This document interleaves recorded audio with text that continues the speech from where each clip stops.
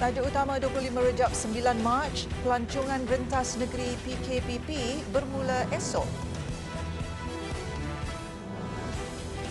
Pencemaran Sungai Kim Kim bukan berpunca sisa toksik.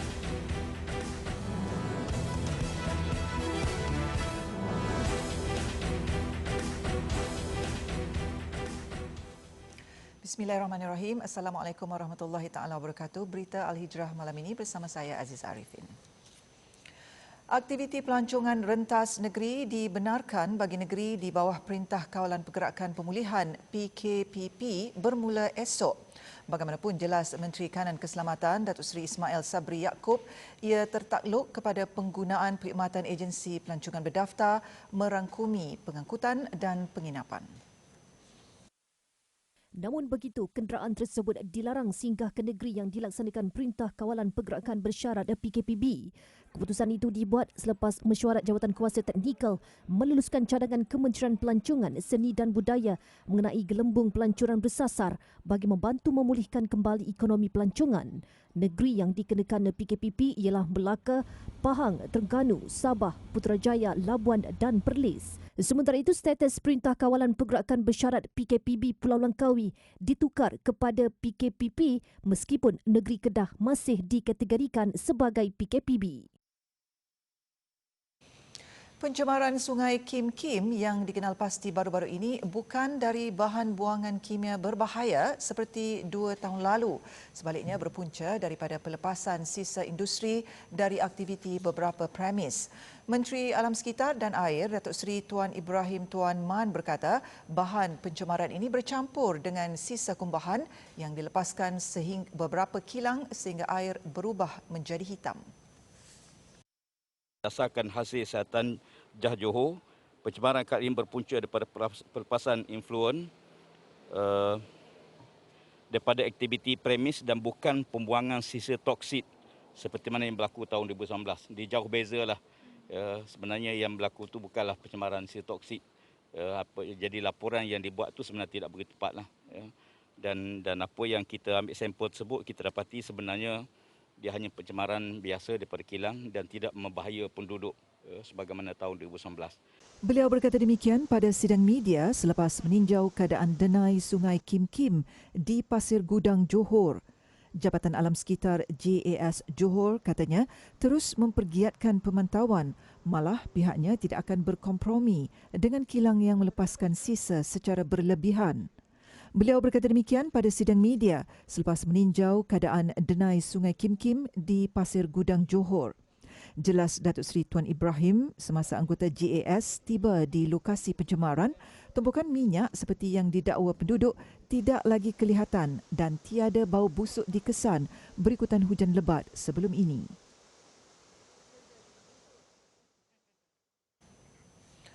Seorang wanita ditahan selepas dipercayai mendera dan memukul anak kandungnya berusia 7 bulan dalam kejadian di sebuah pangsapuri di Butterworth. Ia susulan laporan polis dibuat suaminya yang mengesyaki bayi lelaki mereka didera berikutan terdapat kesan lebam pada badan dan mata mangsa.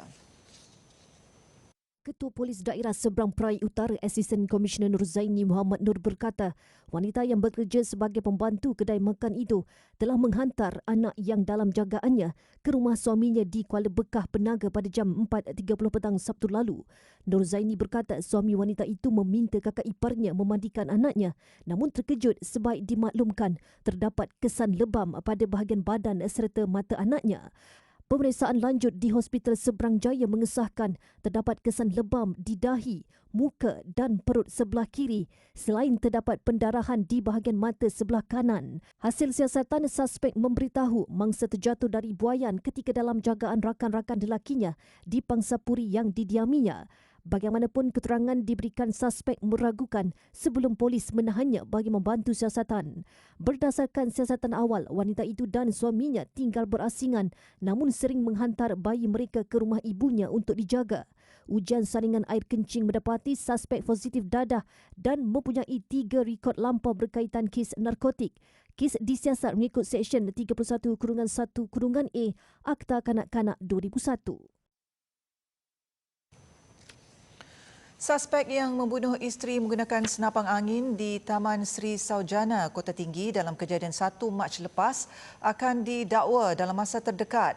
Lelaki berusia 43 tahun serta rakannya berusia 32 tahun itu masih dalam tempoh reman dan akan berakhir esok. Ketua Polis Johor Datuk Ayub Han Maidin PC berkata kertas siasatan berhubung kejadian itu sedang dibuat sebelum dirujuk ke Pejabat Timbalan Pendakwa Raya. Follow up, kita masih lagi menunggu keputusan DNA kan. Yalah, kita nak cakap apa, ini melibatkan keluarga bangsa lah kan. Kalau dia orang boleh mengesahkan mayat, tu mayat anak dia orang, senang lah. Benda tu dah settle lah. Ahli keluarga katanya tidak dapat mengesahkan mayat mangsa disebabkan keadaannya yang sudah membengkak. Dalam kejadian itu, mangsa yang merupakan seorang kerani sumber manusia ditemukan di dalam tong berwarna biru yang ditanam oleh suspek berhampiran ladang kelapa sawit di Felda Papan Timur, Bandar Penawar, Kota Tinggi. Mangsa berusia 38 tahun itu ditembak kira-kira jam 2.30 pagi 1 Mac lalu menggunakan senapang angin pada jarak dekat di rumah pasangan itu di Taman Sri Saujana, Kota Tinggi sebelum mayatnya ditanam. 18 ahli sindiket penipuan yang menyamar sebagai kenalan kepada mangsa ditahan dalam Ops Puyuh di Johor Bahru dalam serbuan pada Februari lalu. Kesemua suspek berusia 15 hingga 35 tahun itu mula bekerja pada awal bulan Mac tahun ini selepas menerima maklumat tawaran pekerjaan yang diiklankan di Facebook dengan bayaran gaji RM2,500 sebulan. Hasil siasatan awal, modus operandi yang digunakan oleh kumpulan sindiket ini adalah menipu mangsa dengan menyamar sebagai kenalan seperti ahli keluarga, adik, beradik dan rakan melalui panggilan telefon untuk meminjam wang. Setelah mangsa membuat semakan semula dengan kenalan yang berkenaan, barulah mangsa sedar telah ditipu dan mengalami kerugian. Ahli sindiket turut menerima 5% komisen daripada hasil penipuan yang berjaya dilakukan. Turut dirampas 60 buah telefon bimbit pelbagai jenama selain 13 buku nota mengandungi butiran nombor telefon mangsa dan mengandungi skrip perbualan serta 17 kad ATM pelbagai jenis bank. Kesemua suspek telah direman di Mahkamah Magistrate Johor Bahru dan kes disiasat di bawah Seksyen 420 Kanun Kesiksaan. Pada tahun 2020, sebanyak 209 kes melibatkan modus operandi menyamar kenalan dilaporkan dengan jumlah kerugian berjumlah 1.7 juta ringgit. Manakala setakat Februari tahun ini, sebanyak 48 kes dilaporkan dengan jumlah kerugian RM398,000. 5 tukang kebun dan seorang penganggur didakwa atas pertuduhan merogol dan melakukan amang seksual terhadap seorang remaja perempuan berusia 13 tahun awal bulan lalu. Kesemua tertuduh yang berusia 19 hingga 59 tahun bagaimanapun mengaku tidak bersalah selepas pertuduhan dibacakan secara berasingan di Mahkamah Session Kuala Kangsar. Mengikut pertuduhan, Muhammad Zulhaikal Rashidi, 19 tahun, didakwa atas 2 pertuduhan merogol mangsa di sebuah rumah di Kampung Simpang Perak Air Panas, Pengkalan Hulu pada 6 dan 7 Februari. Manakala tertuduh lain Muhammad Safaran Nurhan Suhaimi, 19 tahun, Muhammad Fakrul Nakimi Hussein, 29 tahun dan Muhammad Saifullah Mat Senampi, 21 tahun, masing-masing didakwa atas 1 pertuduhan merogol mangsa di alamat sama pada 7 Februari. Kesemua mereka berdepan hukuman penjara maksimum 20 tahun dan sebatan jika sabit kesalahan. Sementara itu, tertuduh Razaimi Mat Nur, 49 tahun pula, didakwa atas 2 pertuduhan melakukan amang seksual fizikal dan bukan fizikal terhadap mangsa di alamat sama antara pukul 9 malam hingga 5 petang. Seorang lagi tertuduh, Nordin Mat Ramli, 59 tahun yang tidak bekerja, turut berdepan pertuduhan melakukan amang seksual bukan fizikal terhadap mangsa pada pukul 11.10 malam 6 Februari lalu. Mahkamah membenarkan tertuduh Muhammad Zulhaikal dan Razaimi diikat jamin RM8,000 manakala 4 tertuduh lain masing-masing RM7,000 dengan 2 penjamin. Mahkamah menetapkan sebutan semula kes pada 19 April depan. Media sebelum ini melaporkan seorang remaja perempuan berusia 13 tahun dirogol 4 lelaki di sebuah rumah di Pengkalan Hulu. Kejadian berlaku selepas mangsa yang masih bersekolah keluar dari rumahnya pada pukul 7.50 malam untuk bertemu kenalan yang baru dikenali menerusi aplikasi WhatsApp sebelum diperkosa dan ditinggalkan di tepi jalan besar Kampung Tanjung Kala, Gerik.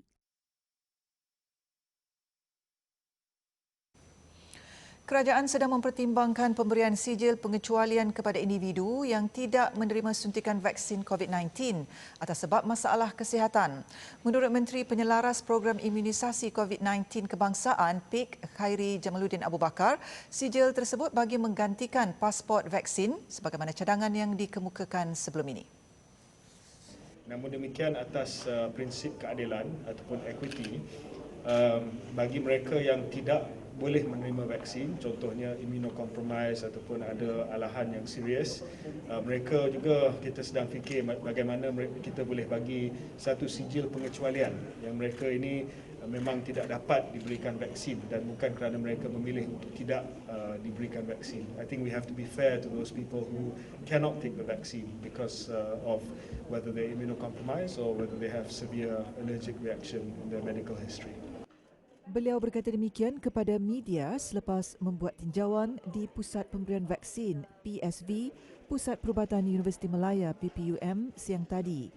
Kerajaan juga katanya sedang memperhalusi cadangan penggunaan pasport vaksin dan ketika ini sistem pemberian sijil hanya dibuat secara digital menerusi aplikasi MySejahtera kepada individu yang telah melengkapkan 2 dos suntikan vaksin COVID-19.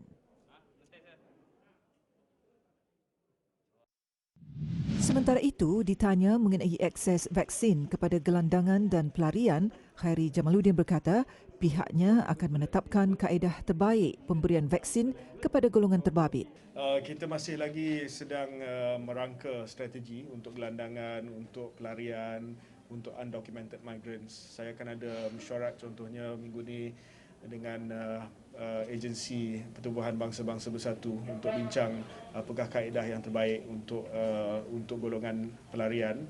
Mungkin saya akan ada coordinating meeting dengan DBKL untuk golongan gelandangan nanti.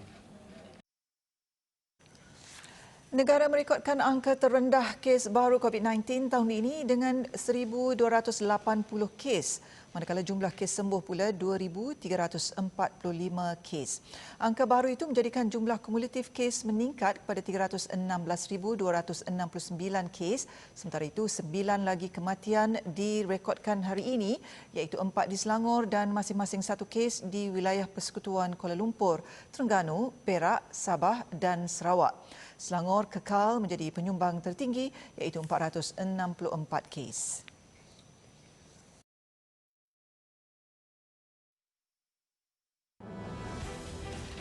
Perdana Menteri tiba di Riyadh.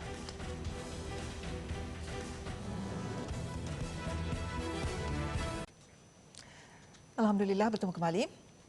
Tan Sri Muhyiddin Yassin tiba di lapangan terbang antarabangsa Raja Khalid Riyadh bagi meneruskan program lawatan di Arab Saudi.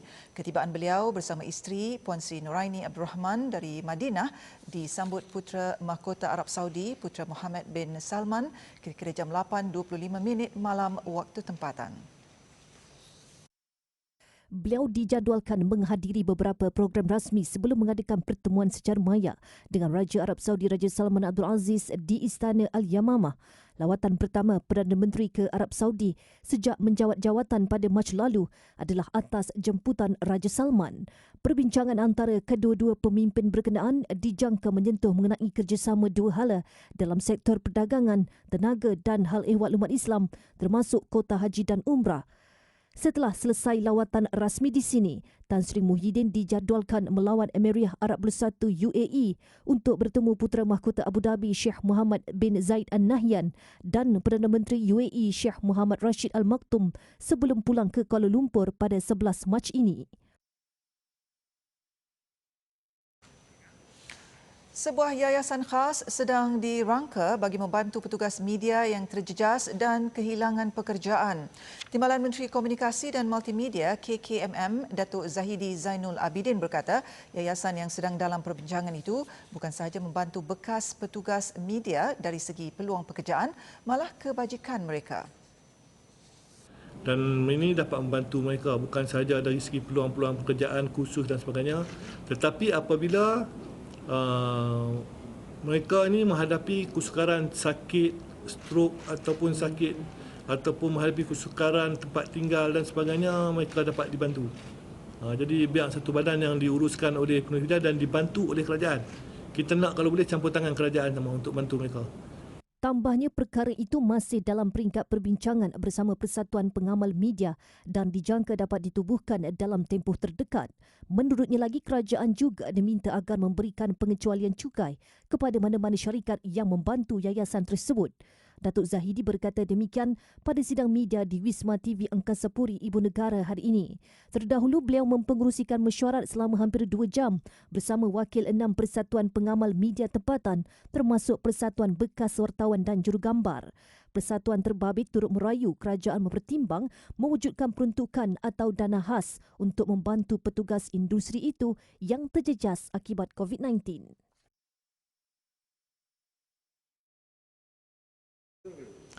10 buah farmasi berjaya dibangunkan dalam tempoh setahun menerusi program pembangunan usahawan profesional Prospek Uni Farmasi oleh Majlis Amanah Rakyat MARA. Dan setakat Disember tahun lalu, 3.54 juta ringgit telah disalurkan sebagai kemudahan pembiayaan MARA bagi melahirkan lebih ramai usahawan profesional khususnya dalam bidang kesihatan untuk memiliki farmasi sendiri. Prospek Uni Farmasi yang dilancarkan pada September 2019 menyediakan pembiayaan maksimum sebanyak RM500,000 kepada peserta bagi membuka farmasi selain perlu mengikuti modul latihan keusahawanan secara berstruktur. Sejak beroperasi pada Julai 2020, RM4.6 juta nilai jualan berjaya dicapai Uni Farmasi dengan 50 peluang pekerjaan ditawarkan kepada penduduk setempat. Sementara itu, 35 rangkaian uni klinik telah berjaya dibangunkan MARA menerusi program Prospek dan sedang giat membangunkan uni dental bagi meneruskan usaha membangunkan usahawan bidang profesional. Prospek merupakan program yang dibangunkan bagi meningkatkan penyertaan usahawan serta pegangan ekuiti Bumiputera dalam bidang profesional seperti perubatan, farmasi, kejuruteraan, guaman, perakaunan, seni bina dan juruukur bahan. Program itu juga memberi galakan kepada lepasan institusi pendidikan tinggi MARA IPMA, Universiti Awam dan institusi pengajian tinggi swasta IPTS, khususnya pelajar tajaan MARA untuk menceburi bidang perniagaan. Bagi menghidupkan dan menyemarakkan peranan dan fungsi masjid di wilayah persekutuan, Jabatan Agama Islam Wilayah Persekutuan Jawi menawarkan peluang pengajian agama bermodul percuma secara dalam talian menerusi pondok masjid. Program yang menyasarkan penyertaan 5,000 peserta ini dalam masa sama bertujuan memperkukuhkan lagi kefahaman Islam dalam kalangan masyarakat khususnya warga wilayah persekutuan. Program Pondok Masjid ini akan bermula pada 6 Mac hingga 29 Ogos melibatkan 9 subjek pengajian selama 1 jam pada setiap Sabtu dan Ahad. Antara subjek yang ditawarkan ialah tafsir oleh Sahibus Samaha Datuk Dr. Luqman bin Haji Abdullah, fiqh perubatan oleh Ustaz Ahmad Fawaz Fadil, dakwah oleh Bro Syah Kirit dan perubatan Islam oleh Dr. Muhammad Omar. Jawi dalam pada itu turut menandatangani Memorandum Persefahaman MOU projek Taman Digital Ilmu Tarbiyah Care bagi memantapkan pendidikan Islam secara bersepadu selari dengan perkembangan teknologi semasa. Jadi dengan adanya program Pondok Masjid dan juga pembudayaan ilmu secara digital ini membolehkan mereka untuk sentiasa mendapat ilmu agama yang sangat diperlukan bagi panduan kepada kehidupan mereka. Beliau ditemui selepas menyempurnakan pelancaran program terbabit di Masjid Wilayah siang tadi. Peserta yang mendaftar secara percuma melalui pautan https://bit.ly/3kcw5ym boleh mengikuti sesi pengajian tersebut secara langsung di Facebook Pondok Masjid 2021.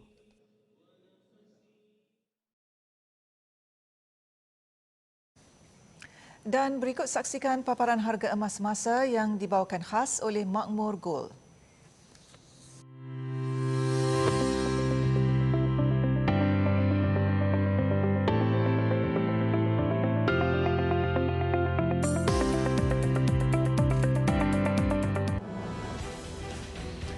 Apa khabar saudara Syria?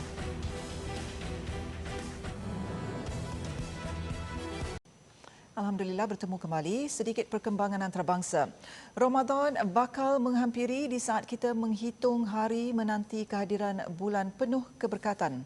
Apa khabar saudara seagama di Syria? Syria kini sedang bergelut dengan ribut salji dan banjir yang membuatkan khemah usang mereka runtuh dan ada yang tenggelam. Tidak melupakan mereka, Majlis Perundingan Pertubuhan Islam Malaysia MAPIM kini dalam usaha menjejak semula penerima bantuan di Syria.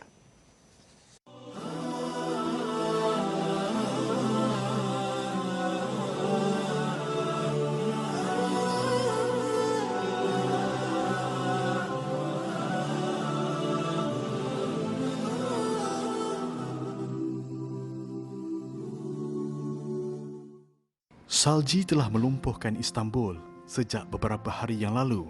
Ini menjadi satu indikator jelas Syria pastinya sedang bergelut dengan cuaca sejuk yang melampau. Paling menyedihkan, mereka tidak ada daya, malah infrastruktur untuk sekurang-kurangnya bertahan. Apa khabar Fatma dan Amma? Apa khabar Zidan? Apa khabar Ahmad? Mereka ini adalah di antara ribuan kanak-kanak yang menghuni kem pelarian wilayah Azaz. Sejak penularan pandemik COVID-19 di seluruh dunia, bantuan kemanusiaan sukar untuk tiba ke bumi Syria. Namun begitu, tim Rescue Syria hadir pada Disember dalam usaha meringankan penderitaan mereka. Kita gusar dengan keadaan pandemik ini, banyak bantuan terputus, berkurangan. Justru MAPIM menggandakan usaha. Biarpun kita tak mampu untuk memberikan secara keseluruhan, tetapi kita memilih untuk memberikan setiap hari lebih kurang dalam 15,000 keluarga yang kebanyakannya daripada anak yatim dan piatu, daripada wanita-wanita yang kehilangan keluarga dan sebagainya. MAPIM dalam masa sama sedang menggerakkan usaha menyalurkan bantuan bagi menyelamatkan nyawa lebih ramai para pelarian Syria yang sedang berdepan dengan kedinginan genting. Di samping bantuan bagi menyara keperluan makanan harian, impian pembinaan Bandar Wakaf Malaysia dengan konsep bersepadu giat dimajukan selepas MAPIM berjaya memiliki tanah seluas 56 ekar ini hasil kerjasama Agensi Wakaf Kerajaan Turki TDV. Dan ini menambahkan motivasi kita untuk kita keluar negara dan memberikan khidmat, bukan saja bantuan bersifat kemanusiaan, tetapi lebih daripada itu adalah membina dengan solusi-solusi bersifat perunding. Dan ini yang sedang dilakukan oleh Majlis Perundingan Pertubuhan Islam Malaysia. Dan saya kira ini adalah bandar ketiga yang MAPIM ada dalam dunia, dan kita sangat bersemangat dan optimis bandar ini dapat diselesaikan pada hujung bulan Ramadan. Bagi anda yang ingin merebut peluang menyalurkan sumbangan bagi pembangunan Bandar Wakaf Malaysia ini, boleh layari ke www.rayuansyria.com atau akaun Maybank Dana MAPIM Syria Emergency Appeal bernombor 5628 3463 6987.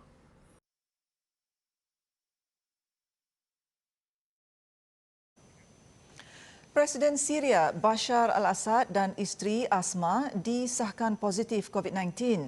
Kedua-dua mereka menunjukkan simptom awal wabak itu sebelum menjalani ujian pengesahan jangkitan tersebut. Pejabat Presiden itu memaklumkan Bashar, 55 tahun, berada dalam keadaan sihat dan stabil. Beliau dan isterinya akan menjalani kuarantin di rumah selama 2 hingga 3 minggu sebelum kembali bekerja. Pengumuman itu dibuat beberapa hari sebelum ulang tahun ke-10 pemberontakan terhadap rejim pemerintahan Assad yang bermula selepas insiden pihak berkuasa menculik dan menyiksa sekumpulan kanak-kanak yang dituduh memasang graviti anti-kerajaan di Bandar Dara. Sokongan masyarakat terhadap penyiksaan kanak-kanak itu mendorong pemberontakan besar-besaran terhadap pemerintahan diktator selama beberapa dekad sehingga hari ini. 8 masjid di 3 wilayah Arab Saudi ditutup sementara selepas 10 ahli jemaah didapati positif COVID-19. Kementerian Hal Ehwal Islam, Dakwah dan Bimbingan berkata ia membabitkan 6 masjid di Riyadh dan masing-masing sebuah di Madinah serta Tabuk. Kementerian itu juga memaklumkan sebanyak 236 masjid telah ditutup dalam tempoh 29 hari lalu. Daripada jumlah itu, 224 masjid sudah dibuka semula selepas menjalani proses sanitasi dan langkah diambil bagi melindungi keselamatan orang awam. Menurut kementerian itu lagi, 6 masjid ditutup sebelum ini telah dibuka semula di Mekah, Qasim dan wilayah timur selepas pelaksanaan proses sanitasi serta penyelenggaraan. Kementerian itu menggesa kaki tangan masjid dan jemaah supaya mematuhi semua langkah berjaga-jaga ditetapkan selain melaporkan sebarang pelanggaran atau masalah pematuhan protokol kesihatan. Korea Selatan merumuskan bahawa kes individu yang meninggal dunia selepas menerima suntikan vaksin AstraZeneca bukan disebabkan vaksin berkenaan. Perkara itu dinyatakan Pegawai Kesihatan negara itu sekaligus mengesahkan keselamatan vaksin tersebut. Kes kematian berkenaan menimbulkan kebimbangan terhadap penerima vaksin berkenaan dalam kalangan warga tua dan individu yang mempunyai sejarah penyakit.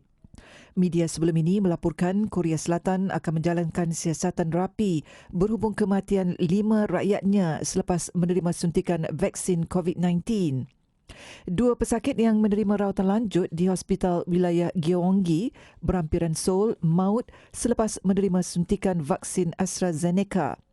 Kematian seterusnya dilaporkan di Daejeon dan 2 lagi di Jeolla Utara dan mereka mempunyai sejarah penyakit.